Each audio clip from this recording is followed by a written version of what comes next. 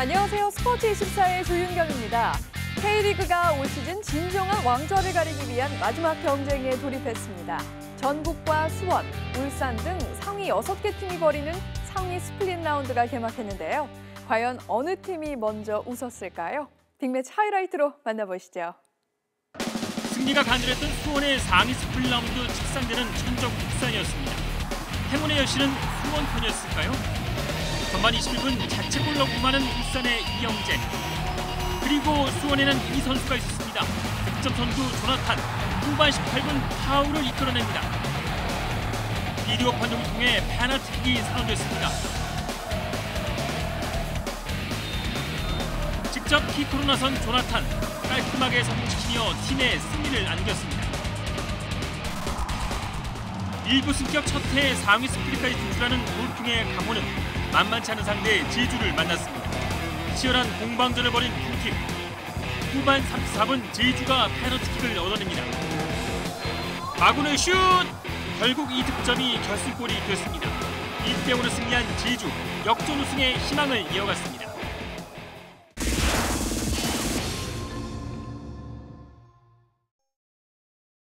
한 주간의 스포츠 이슈를 만나는 시간, 위클리픽 순서입니다. 오늘은 YTN 스포츠부의 이경재, 김재형 기자와 함께합니다. 어서 오세요. 안녕하세요. 먼저 축구부터 살펴보겠습니다. 지난 목요일 정몽규 대한축구협회 회장의 기자회견이 있었는데요. 어떻게 들으셨습니까? 일단 결론부터 좀 말씀을 드리면 이번 사태를 바라보는 어떤 현실 인식의 문제에 있어서 협회와 또 팬들 사이에 좀 아직도 여전히 온도차가 있다라고 좀 느낄 수밖에 없는 상황이었고요. 네. 정문구 회장이 직접 나서 사과를 했고요. 일단 대표팀 지원을 약속했지만 구체적인 내용은 조금 약하지 않았나 생각이 들고요. 네. 사실 일단 이 정몽규 회장이 이번 사태의 본질을 이제 경기력 부진으로 꼽았어요. 김억원 기술위원장도 역시 같은 입장을 반복을 했었는데. 하지만 사실 따지고 보면 지금의 이런 악화된 여론의 본질은 결국은 히딩크 사태에서 촉발된 협회에 대한 불신이다라고 좀 정리를 할 수 있을 것 같은데 이런 부분에서 조금 차이점을 보였고요. 자, 그런데 여기서 지금 현재 김억원 기술위원장 논란의 핵심 당사자이죠.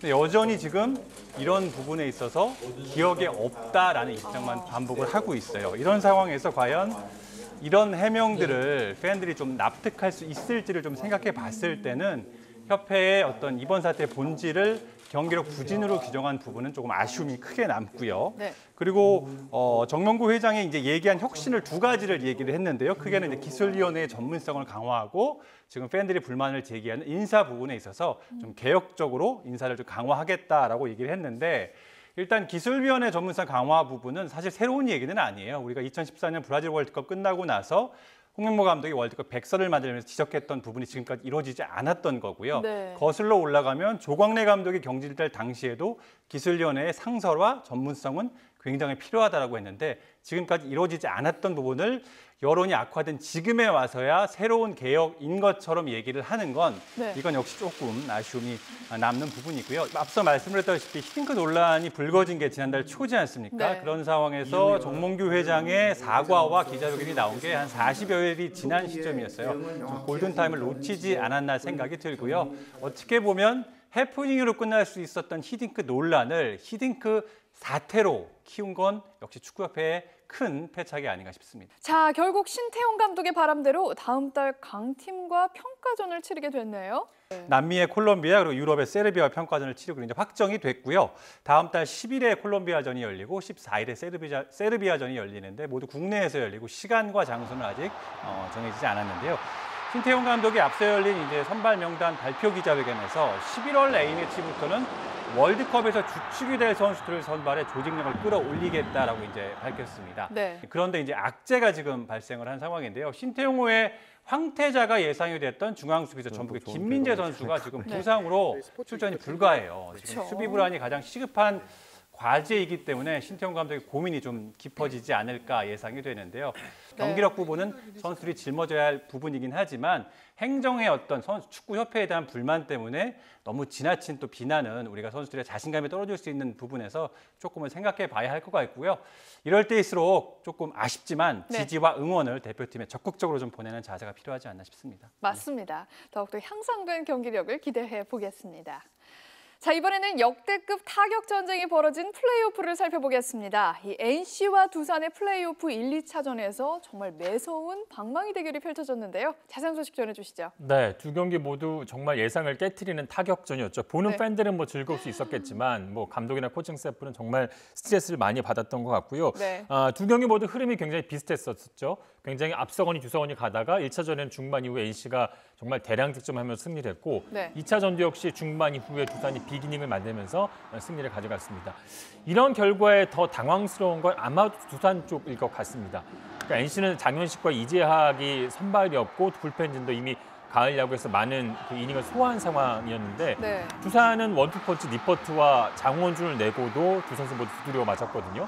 그러니까 니퍼트와 장원준이 누구냐 하면 명실공히 뭐 올해 좀 부진하긴 했지만 니퍼트는 외국인 최고 투수고 특히 가을 야구에 굉장히 그렇죠. 강했던 선수고요. 네. 장원준 선수는 장꾸준이잖아요, 별명이. 리그에서 가장 안정적인 피칭을 하는 그런 선발 투수입니다. 큰 경기 굉장히 강하고 올해 기록을 봤더니 6실점한 경기가 2번 있었는데 이번에 이제 포스트시즌에서 3번째 6실점을 하게 된 셈이고요. 네. 두산 타자들도 좀 경기를 쉬어서 타격감이 떨어져 있지 않을까 걱정했는데 기류에 불과했죠. 중심 타자들을 포함해서 대부분 선수가 좋은 타격감 유지를 하고 있었습니다. 또 승패를 좌우한 건 방망이뿐 아니라 이제 수비였었잖아요. 네. 1차전에서 NC 김준환의 그 슈퍼캐치는 정말 역사에 나올 만한 그 명장면이었고 네. 이렇게 시리즈가 팽팽하게 된 것은 바로 김준환 선수의 수비의 덕택이었다 볼 수가 있습니다. 그리고 이 잠실에서 수비가 좋은 김준환 선수를 선발로 출전시킨 김경문 감독의 어떤 판단도 굉장히 칭찬할 만한 그런 판단이었고요. 두산은 2차전에서 오재원 선수가 여러 차례 좋은 수비를 보여주면서 NC의 흐름을 끊었는데 1차전에서 굉장히 애매한 수비가 여러 차례 나오면서 승리를 내준 두산이었기 때문에 그런 장면은 더 두산 쪽에서 반가웠던 그런 모습이었던 것 같습니다. 네. 두산이 2연승을 거두면서 뒷심을 발휘했습니다. 1차전의 패배가 야기된 것 같은데요. 자세한 소식 전해주시죠. 네, 당초 두산이 1차전에서 만약에 승리를 한다면 조금 쉽게 이제 광주로 갈 것 같다는 예상을 했었는데요. 다만 니퍼트 변수가 있다는 얘기를 했었습니다. 두산 입장에선 걱정대로 니퍼트가 1차전을 지켜주지 못했는데요. 정규리그에서 마지막 5경기죠. 한 달 넘게 부진이 이어졌습니다. 이 상황에서 니퍼트가 평균 자책점이 10점이 넘어갔습니다. 네. 9위에는 큰 문제가 없다는 진단을 내렸는데 실제로 니퍼트의 공을 상대하는 타자들 입장에서 느끼기에는 뭔가 니퍼트의 공에 문제가 있다라고 이제 진단이 되고요. 하지만 믿었던 투수진의 부진에도 두산이 이렇게 승부를 끌고 온 것은 역시 활발한 방망이 덕택이었죠. 분위기는 두산 쪽으로 확실하게 넘어왔다고 보고요.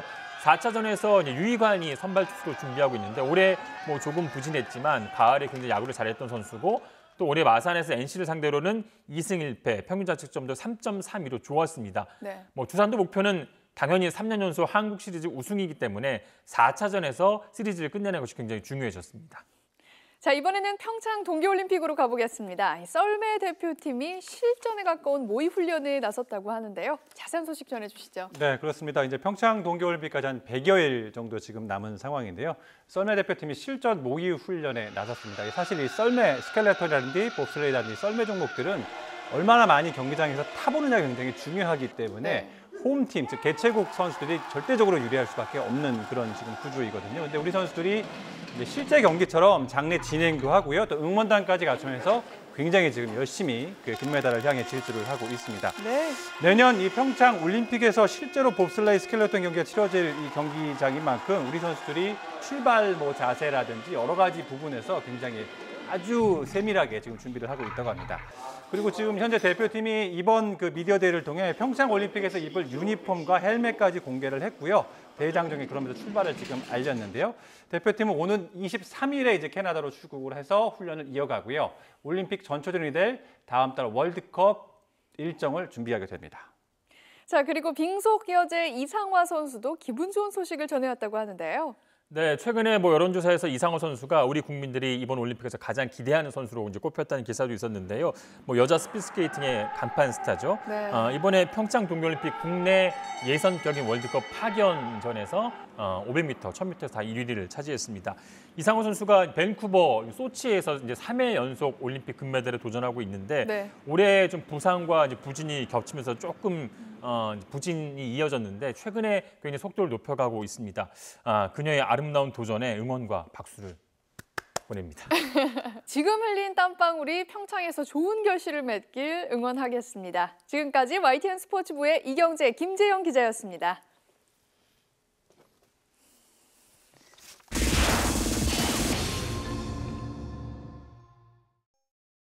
야구 대통령 류중일 감독이 1년 만에 그라운드로 돌아왔습니다.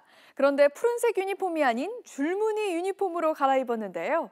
LG 트윈스의 새로운 사령탑으로 돌아온 류중일 감독을 현장 인터뷰에서 만나봤습니다.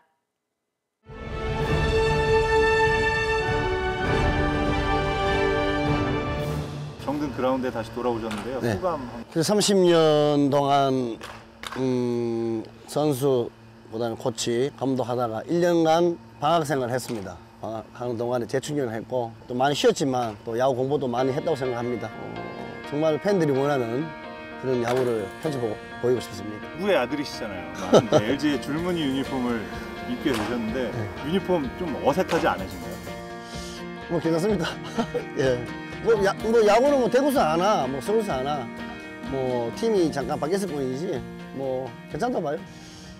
제가 잠실구장 1호 홈런 주인공이잖아요. 1982년 우승호교 초청으로 해가지고 제가 홈런 1호를 쳤는데 그게 인연이 돼서 그런지 잠실구장만 오면은 좀 편안하고 또 선수 때도 좀 성격이 좀 좋았던 것 같아요. 또 LG는 팬들도 많고 또 서울의 자존심이고 과연 제가 그 큰 서울에 가가지고 잘 해낼 수 있을까라는 어떤 두려움 뭐 이런 것 때문에 조금 고민을 했었는데 당신 마음대로 해라. 당신이 그동안 야구를 프로에만 30년, 31년 했었는데 당신이 가는 게 당연하지. 어떤 삼성에만 있는 게 아니고 또 서울팀 큰 물에 가가지고도 한번 해보자. 제가 그동안의 어떤 딱 그 노하우를 LG 트윈스에 와가지고 잘 조합을 해가지고 진짜 팬들이 응원하는 우승 한번 해보고 싶습니다.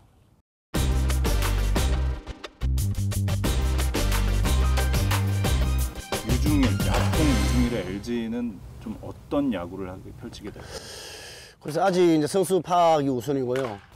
지금 뭐 주전급들은 뭐 그거는 회복 손님에서 차원으로 그래. 따로 나와 있고 제가 어떤 야구를 지금 펼치겠다기보다는 빨리 나와가 스텝을 던지면 다리를 선수의 만들어주란 말이야. 어떤 장단점을 알아가지고 LG 트윈스는 이런 야구를 해야 되겠다. 그러면 시간적 여유를 가지고 제가 미디어 데이 때 말씀드리겠습니다. 전임 양상문 감독 있을 때 하고 또 제가 또 들어와가지고 하는 건 좀 틀릴 수 있으니까 최대한 뭐 지키는 야구 플러스 뭐 뛰는 야구 또 플러스 뭐 치는 야구 잘 조합해가지고 잘 만들어 보겠습니다.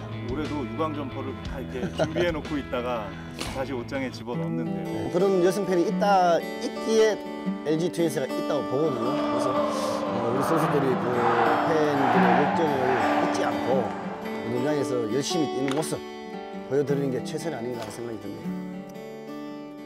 2011년 우승할 때 VMR 마지막 한 타자 남겨두고 저는 장현우 선배한테 한번 도와주세요라고 우승하고 싶으니까 한번 도와주세요라고 이렇게 빈 적이 있어요. 마음속으로. 10년 뒤 유중일 저요? 한마디. 제가 저래요? 네. 저한테요?